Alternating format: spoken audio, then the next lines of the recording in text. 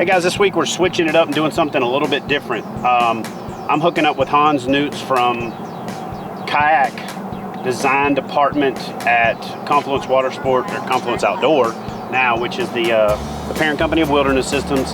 And so I've got a little spot in the middle of Hendersonville that's hard to get to, and it's a little offshoot of Old Hickory Lake, and we're gonna go back there and see if we can catch some bass. And I know it's loaded with catfish, so it's gonna be a mixed bag of crappie, catfish, bass, and whatever else.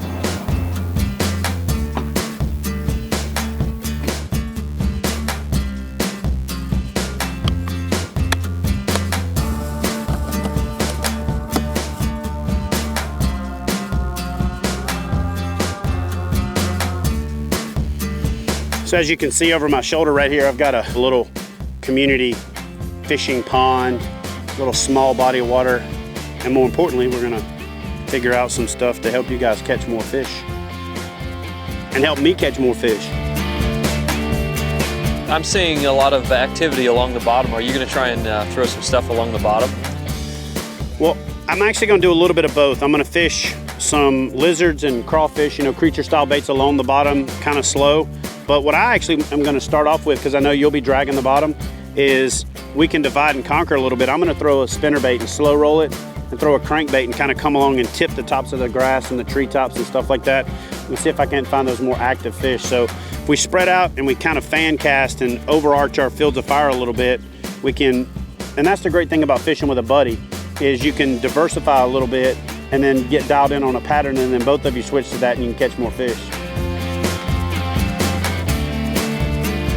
The warmer water is on the surface. We had a front blow in, but it was out of the south.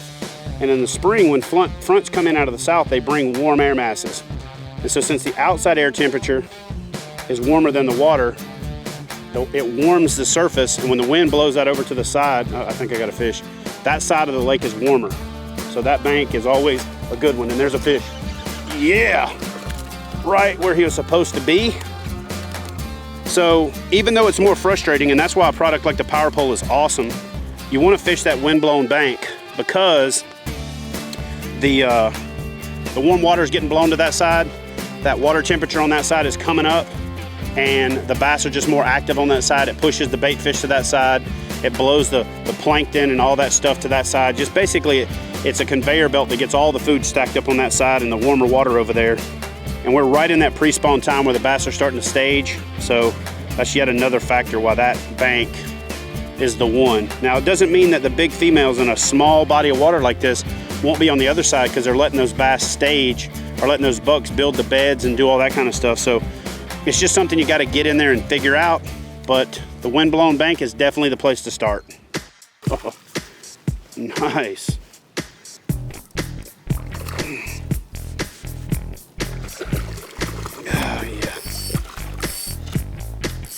So this is how you land a fish, Hans. Instead of walking your way up the rod, which gives you a short stick, let the line out and then bring the fish to your hand and hold the rod over here. And then the rod acts like a shock absorber if it makes one of those runs. When you get up the rod and you short stick it like this, when they make those runs, you don't have enough flex and you don't have the ability to respond. Good little chunk. Put this guy back in the water. And kicked off. All right, so Hans, they're definitely not good fish on the bank or good numbers. And so as I paddle out across here, I've got tons of where you can tell where tree limbs are coming up and lay downs, and they've obviously got brush piles out here. So let's paddle up on the upwind side, get in just deep enough water to power pole down, let the wind blow us around, and let's fan cast. Let's spread out just enough that we can kind of fan cast and have overarching fields of fire, and I think we can dissect this fishery and find the big fish in here.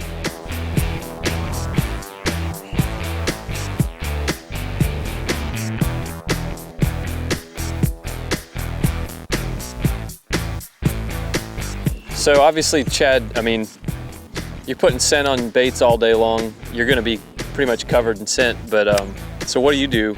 How do you like to apply scent to your baits? Well, I use two different types. And the little handles on the side of the attack worked out perfect for me to wedge my scent bottles in. And so this is the dispersant type. This is the liquid part. And so when I'm putting that on the bait, I hold it over the side. And Hans got a fish. I think so. So I hold it over the side. Nice. Yeah, there we go. I'll let you catch that fish and then we'll finish this tip. You're obviously putting it on there, right? Apparently, Dizzy, go for a run. Keep her bending that rod, or otherwise you're gonna lose them. There you go. And that's the other thing too, even when you're fighting the fish, doing that, holding it out and putting the angle in it is good. Nice, that's a good fish. You want a little bit less line. Oh yeah, that's about right. Just a little bit, there you go. And I tell people to stay at the grip, you know, instead of trying to go up the rod. Yep. There you go, just walk him in. Boom. Yep. Pretty fish. So to finish the question, yeah, with the dispersant type, I hold the bait over the side of the bait like this, and I just put a couple drops on it. That does two things. It keeps it from getting in the boat, but it also puts a little bit on the surface and lets the wind blow it into where I'm fishing, which can turn the fish on. Yep. So that's the dispersant type. I don't use that as much, and the kind that I use the most is this wand style. The cool thing about this wand is a lot like chapstick. You take the cap off, you screw out a little bit like you do a tube of chapstick, you rub it on your bait, screw it back down, put the cap back on, and I know you probably didn't design it this way, but the little center console, the hole in the attack center console works perfect for me to drop a bait in there, and then I use that to hold it. So I've got 1 cent in the side pocket, which is a carry handle, 1 cent in the little tool holder in the thing, and I've got everything right there where I need it. If you've got to dig around to find it, or if you put it in the pockets of your PFDs, you're gonna get it on you, you're gonna get all nasty. So these two places to put my scents are how my system works. So I'm a big fan of the wand style, and that'll keep you from getting it all over you. Hey man, this hook's deep, pretty deep. Do you want me to just cut the line? No, let me come over and show you exactly how to get the hook out and save the fish, and he's not swimming around with a 3/0 hook in his butt. This is how you can keep from killing a fish that's hooked deep before you get down in there gouging at it with pliers. So we're gonna simulate that my fingers is the gullet of the fish. Run your hand down the line, get your finger in behind the hook, and stick it down in the gullet till you can feel the tip of the finger, the tip of the hook on your finger. And then just take the top of the shank and pull down on it, and then rotate it. And then once it gets to where it's around your finger, just pull it out like that. Take that right out of the fish. Now, if it's a really big fish and you can't get your hand all the way down in there, you can go through the side of the second gill, through the gill plate, do the same thing sideways, pop that right out. You won't have blood streaming down the side of the fish. You won't kill the fish. It'll live to fight another day, and that's a quick little tip on how to get a hook out of a fish's gullet. Here we go.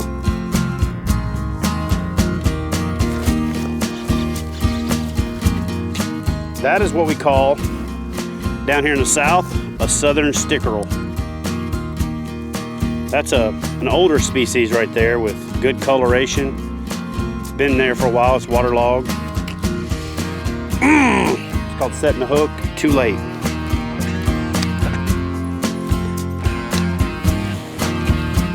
Let me show you something. And I'm just gonna demonstrate it by holding it here in the wind, since the water's too murky to shoot underwater footage. Just with the wind blowing, you see how much that lizard moves? So even with you dead sticking, if you just barely move it, it just comes alive. All these appendages come alive, the tail comes alive. One of the things that I like to do, and unfortunately I didn't bring it on the water to show you, but I like to take floating fly line and fly fishing line and cut it up with a pair of nail clippers. And when I do, I cut it at a 45, and I stick it in the back of the worm and insert it inside there. And then when the worm hits the bottom, that little bit of buoyancy makes it stick up and causes the tail end of it to float and sit up in the air and kind of undulate. When the bass swims up to it, and this is especially true when they're bedding, the vortices created by them moving their pec fins kind of hits that worm and brings it to life, or hits that lizard and brings it to life. And so a lizard is a natural enemy of a bass because they're predators, but they definitely have a lot of action when they're dead sticked. And right now, when the water's still relatively cold and the bass are, the conditions are unstable, that's a deadly way to catch them. Oh, there it is.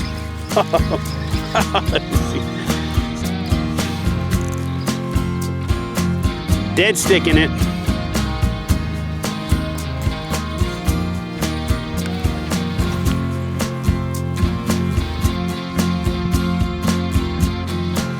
Tell you what, on these windy sides of the pond, I don't know how you would fish them if you didn't have a power pole. Do a lot of paddling, a lot of spooking fish, and getting a lot of frustration. You could use a stakeout pole, the old-fashioned power pole, an anchor trolley, some of those things. But it's just frustrating to set and reset instead of just going,